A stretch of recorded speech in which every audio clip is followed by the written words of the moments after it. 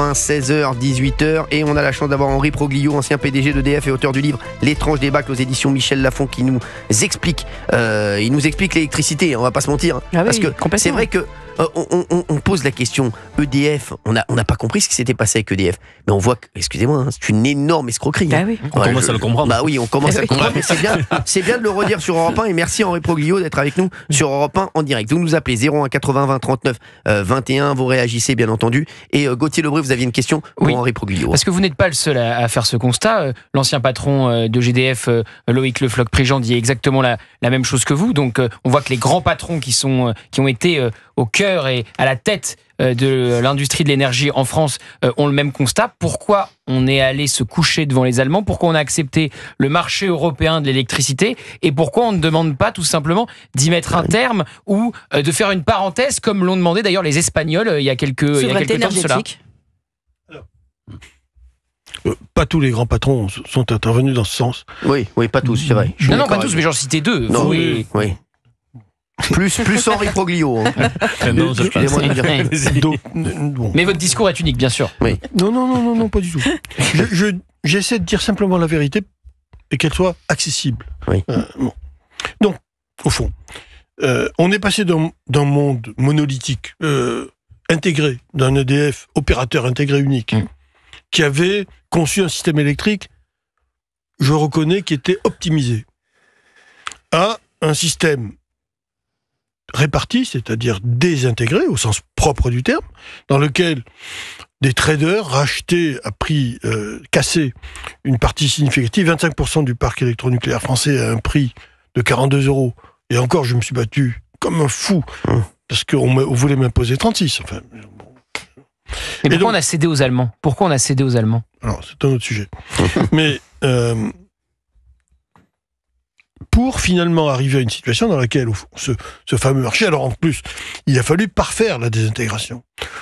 Il fallait imposer à EDF de ne plus avoir le contrôle des réseaux. Donc d'abord du réseau de transport, puis progressivement du réseau de distribution. Et on arrive à cette situation qui est quasi ubuesque, dans laquelle EDF détient 100% du réseau de distribution, mais n'a pas le droit de le gérer. De manière à ce que... C'est fou. C'est ça, tout le monde, c'est libre accès au marché, etc. C'est ça qui est dingue. Mais le résultat, c'est que... Ça n'est pas fini. Mais alors, justement, on a des auditeurs. Allez-y. Je vais être très bref. Finissez. Grâce à la mode verte, il fallait développer le renouvelable, dont on n'avait pas besoin, puisque il y a 15 ans, 20 ans, on était déjà exportateur d'énergie électrique. Et comment? À un prix qui était encore une fois le plus bas d'Europe. On n'avait nul besoin de nouvelles sources d'approvisionnement. On a créé de nouvelles sources d'approvisionnement subventionnées, le renouvelable. Je ne parle pas de l'hydraulique, qui est évidemment extrêmement vertueuse, etc., qui fait partie du cœur d'origine du système EDF. C'était 75% de nucléaire, 12,5% d'hydraulique, et le reste, à peu près 10%, de thermique à flamme, c'est-à-dire du gaz ou éventuellement de charbon propre. Donc on avait une capacité qui permettait d'exporter à un prix de revient absolument ultra compétitif. On a créé des énergies non nécessaires, mais comme elles n'étaient pas stockables, on ne sait pas stocker l'électricité, il a fallu leur donner une priorité d'accès au réseau. C'est-à-dire que quand il y a du soleil ou du vent, eh bien il faut que les énergies éoliennes ou photovoltaïques aient une priorité d'accès au réseau. C'est-à-dire qu'il faut effacer les autres énergies. Donc c'est facile pour l'hydraulique. Mais pour le nucléaire, il fallait rendre le nucléaire flexible. Or, il ne l'est pas originellement. Et donc, ça nous a imposé des surcoûts considérables pour pouvoir moduler la puissance des centrales nucléaires, en les rendant en plus vulnérables aux accidents, parce que ça n'était pas. Donc, vous voyez le coût explosif que ça représente. Non, mais c'est important pour nos auditeurs d'Europe 1. Ça, c'est pour expliquer d'où vient l'explosion du coût de revient. C'est important pour les auditeurs qui nous écoutent sur Europe 1. C'est Henri Proglio, ancien PDG d'EDF, qui est avec nous. Écoutez bien. Et vous voulez rajouter autre chose d'Henri Proglio, parce que c'est important pour nos auditeurs de comprendre pourquoi leur facture d'électricité flambe. Et il aurait peut-être fallu qu'il n'y ait que EDF et qu'on reste comme avant. Alors, est-ce que ça aurait changé quelque chose grandement? Pour moi, oui, je pense. Le dernier élément que je porte à votre connaissance, je vous rappelle, parce que tout le monde le sait, mais personne n'ose le dire, c'est qu'on consomme 10% d'électricité aujourd'hui en moins qu'il y a 10 ans. Et qu'on nous explique tous les jours le contraire. Et qu'on nous dit à longueur de temps, il faut tripler le renouvelable parce qu'on va avoir des besoins explosifs. Ce n'est pas le cas à cause de la désindustrialisation du territoire, essentiellement, et d'autre part, des économies d'énergie qui ont été faites par les consommateurs. Donc, on aurait aujourd'hui, si on avait gardé le parc historique, nucléaire, hydraulique et marginal thermique, on aurait de quoi exporter beaucoup plus, 10% de plus qu'il y a 15 ans, toujours au même prix, puisque le coût de revient n'a pas varié. Alors, on a des auditeurs en ligne. Il y a Jessie qui est avec nous depuis Cardiff, qui travaille justement chez Enedis. Merci Jessie d'être avec nous. On est avec Henri Proglio, ancien PDG d'EDF, qui est avec nous. Jessie, ça va bien, vous êtes là ? Bonjour, oui, je suis là, je vous entends. Merci Jessie, merci d'être avec nous. Vous travaillez chez Enedis. Vous dites que le prix va encore flamber, vous dites. Ça va être de pire en pire. Pour moi, ça va être de pire en pire, parce que c'est une tout l'État directement, quoi. Puis même par rapport à la situation d'EDF, là, monsieur, il disait que on n'a pas de moyen de stocker l'électricité, du coup, entre guillemets, ils ont dû modifier au niveau des centrales nucléaires. Un moyen, il y en avait un de consommer, de moduler les centrales nucléaires. Il y avait Sébastien Gouspillou, qui est un Français qui est dans l'industrie du mining de cryptoactifs, qui avait proposé pour les centrales hydrauliques pendant un moment, il y a 10-15 ans, de mettre des fermes de minage au niveau des centrales hydrauliques, au niveau des parcs nucléaires. L'appel d'offres avait été fait, tout était signé, et à la dernière minute, ça avait été annulé par EDF, quoi. Après, pour quelles raisons? Il y en a pas parlé directement, mais des solutions, il y en avait, quoi. Après, pour moi, c'est une volonté de vouloir détruire l'industrie d'EDF et tout ce qui va avec, quoi. Alors, Henri Proglio, vous voulez peut-être réagir ? Pour faire très simple, oui, on n'a aujourd'hui pas d'autres systèmes compétitifs de stockage que les barrages hydrauliques. Bah oui.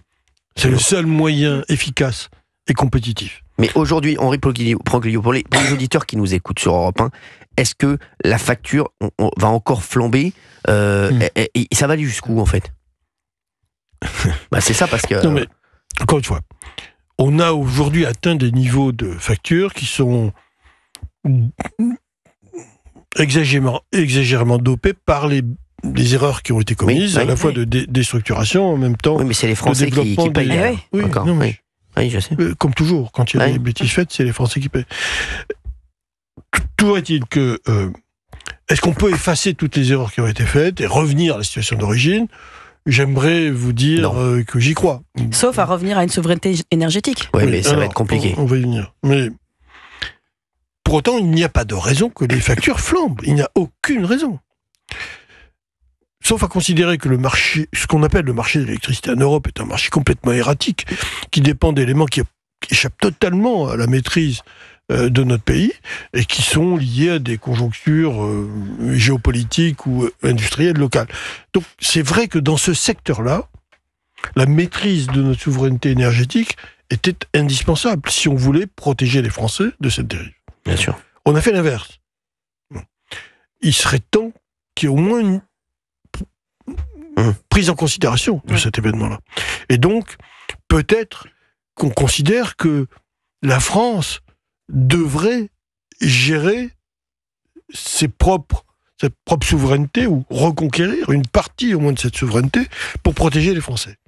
Je crois que c'est indispensable, à défaut de quoi la dérive sera totale. Et je ne parle pas des augmentations de taxes qui sont effectivement du ressort de chaque gouvernement. C'est pas parce qu'on aurait notre souveraineté énergétique qu'on éviterait l'augmentation des taxes. Mais on éviterait l'explosion des prix. Mais juste, Henri Proglio, on a l'impression qu'il y a eu une succession d'erreurs qui ont été faites. Et c'est un petit peu comme ça dans tous les domaines. Hein. C'est ce qu'on revoit. À chaque fois, c'est une succession d'erreurs. Et derrière, c'est les Français qui payent la facture à la fin. Et c'est vrai qu'aujourd'hui, je vois pas comment, comme vous l'avez dit, on pourrait revenir à une souveraineté énergétique. Ça me semble L'Espagne et le Portugal l'ont fait. Oui, mais... On peut se... Il faut une vraie volonté politique. C'est ça. Oui. Mais il faut une lucidité, une volonté. Il faut sortir du marché européen de l'électricité pour vous? Oui, voilà. Oui, c'est ça. C'est ça faut arrêter. Parce que la vraie question, elle est là. Donc il faut sortir du marché européen de l'électricité. Mon opinion, c'est qu'il faut en sortir. Et comment vous analysez le double langage du gouvernement? Au lieu de parler de hausse et d'être clair, votre facture va augmenter, on dit la baisse va être moins importante. Comment vous analysez cela? Ça c'est normal, c'est de la com. Effet de langage. Mais à la fin, pour les auditeurs qui nous écoutent, leur facture va augmenter. Quand vous analysez les annonces du gouvernement, leur facture va augmenter dans les mois qui viennent? Comme on est indexé sur le marché européen de l'électricité, que le marché est en train de baisser, fortement baisser. Pourquoi? Parce que l'explosion des prix du gaz a eu une conséquence, c'est la baisse des volumes d'achat, et d'autre part, pour l'électricité, de la même manière, la baisse de la production industrielle en Europe, et pas uniquement en France. Vous voyez la situation catastrophique de l'Allemagne, qui est le pays le plus industrialisé d'Europe. L'industrie allemande se porte très très mal, donc les consommations sont en baisse. Et du coup, les prix de l'électricité et du gaz baissent. Ça aurait pu impliquer une baisse corrélative des prix en France aux consommateurs. Évidemment, si on en profite pour mettre des taxes à la place, ça augmente la valeur finale, à défaut de la valeur absolue. Merci Henri Proglio, franchement c'était trop court, désolé, hein. Franchement on aurait aimé vous avoir encore plus longtemps avec nous. Merci d'avoir été avec nous sur Europe 1, ancien PDG d'EDF et auteur du livre vraiment l'étrange débâcle aux éditions Michel Lafon. Ça c'est très important, surtout en ce moment. Franchement, si vous ne l'avez pas encore lu, n'hésitez pas, l'étrange débâcle aux éditions Michel Lafon. Merci Henri Proglio d'avoir été avec nous sur Europe 1. Merci à tous les auditeurs de nous avoir appelés. On en prendra encore plus demain, et tout de suite c'est Laurent